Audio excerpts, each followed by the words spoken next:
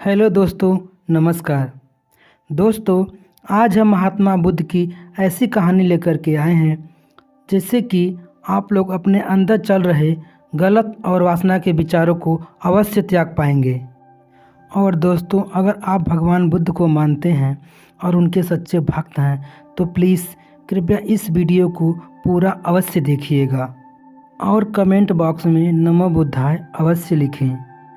एक बार एक युवक महात्मा बुद्ध के पास आया और महात्मा बुद्ध जी से बोला, हे बुद्ध जी, हमारे मन में गलत और वासना के विचार क्यों आते हैं? हम इससे कैसे छुटकारा पाएं?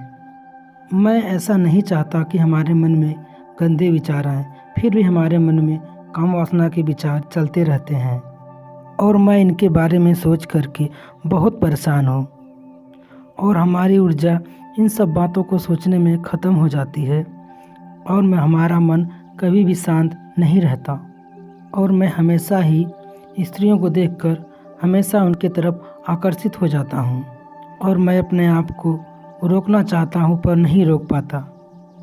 तब महात्मा बुद्ध मुस्कुराए और उस युवक से बोले, क्या तुम्हें यह पता है कि काम वासना होती क्या है?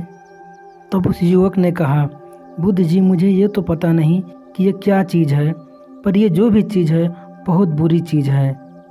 तब महात्मा बुद्ध ने उस युवक से कहा कि पहले तुमको ये समझना चाहिए कि प्रकृति का दिया हुआ जो भी कुछ हमारे पास है वो बुरा नहीं है।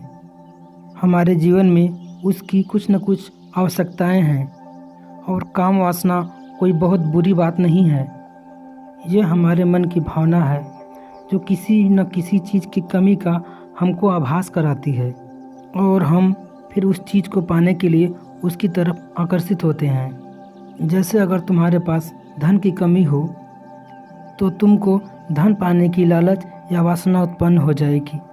तो यह एक प्रकार की ज़रूरत का एहसास है और जब यह ज़रूरत शारीरिक हो तो हम इसे काम वासना का नाम दे देते हैं।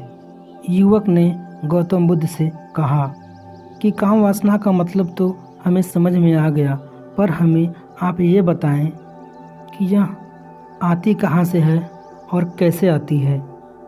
तब गौतम बुद्ध ने बताया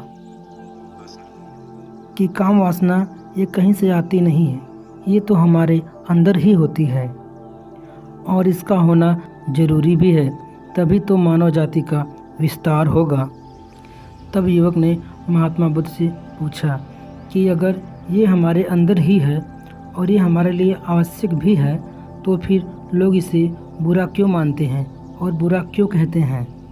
तब बुद्ध ने कहा, यही तो एक सबसे बड़ी समस्या है और लोगों ने काम वासना को गलत तरीके से सोच लिया है और इसे छुपाने की, दबाने की कोशिश करते हैं। काम वासना गलत नहीं है, बल्कि काम वासना का गलत ढंग से प्रयोग करना ये गलती होती है। लोग बस जिससे प्रेम करते हैं उसी के लिए जीने लग जाते हैं और उसे पाना ही अपना मार्ग बना लेते हैं और उसी के बारे में दिन रात सोचते रहते हैं, जो कि सरासर गलत है। बुद्ध ने युवक को समझाया, क्या तुम्हें ये मालूम है कि जानवरों में भी काम वासना होती है? तब युवक ने उत्तर दिया, हाँ। तब बुद्ध ने बताया, जानवरों में जो ये इच्छा होती है ये अपने वंश को आगे बढ़ाने के लिए होती है। फिर बताया, जानवरों के काम वासना को कोई गलत नहीं कहता। तब युवक ने कहा, मुझे नहीं पता महात्मा, आप ही हमें इसके बारे में समझाइए। तब महात्मा बुद्ध ने युवक को बताया कि जानवर अपनी काम वासना